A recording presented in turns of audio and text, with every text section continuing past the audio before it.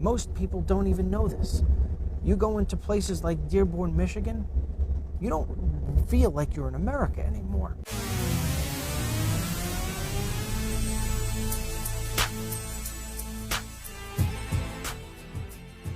Right now we're heading towards the east side of Dearborn.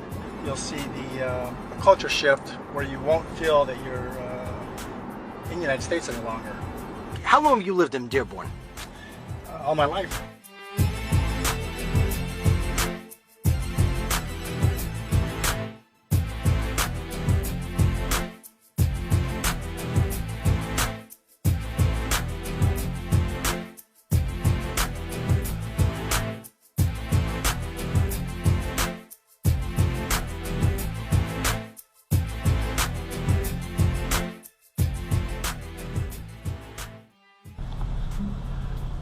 Seriously, what happened to all the American businesses around here?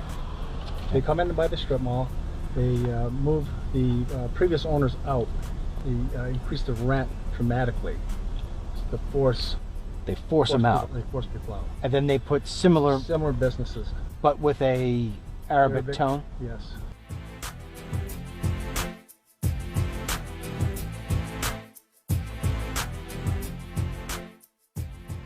You think a lot of people here voted for Obama? Of course they did. Yeah? Why? Why do you think they voted for Obama?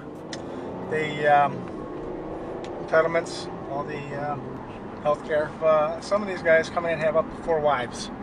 When they file for the bridge cards, the EBT cards, they are bringing the other 3 as extended family members. When we're going grocery shopping, you see these young Arab ladies, girls, with their kids, getting on Range Rovers, using their EBT bridge cards to pay for the groceries. I'm actually in the medical equipment business, so sometimes when they come in my office, they're in designer clothes, carrying Prada purses, pulling out their Medicaid cards for their health care.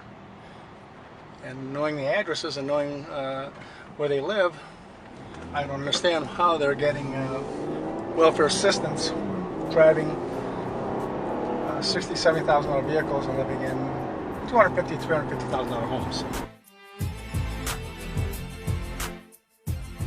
Immigrants from the Middle East represent the fastest growing immigrant demographic in the United States.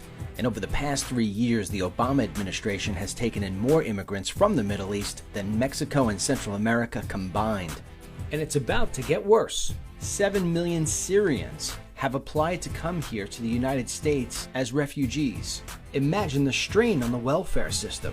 Today, 36% of Americans claim to earn less than $30,000 per year. But in the Muslim community, it's up to 45%. 5 or 6 years ago, was it anything close to where it is right now? Absolutely not. The population's probably doubled in this area in Dearborn Heights as far as the Middle Eastern population. Over the last 5-6 years? 5-6 years. You see more radicalization, Arabs moving in.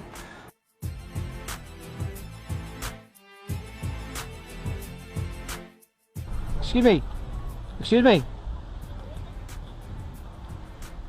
Like they're coming here, but they don't want to mix in with Americans? Right, they're not mixing in. Yeah. They're not learning the language. Reuter Street? Do you know where Reuter Street is? You don't know where Reuter Street is? Thank you.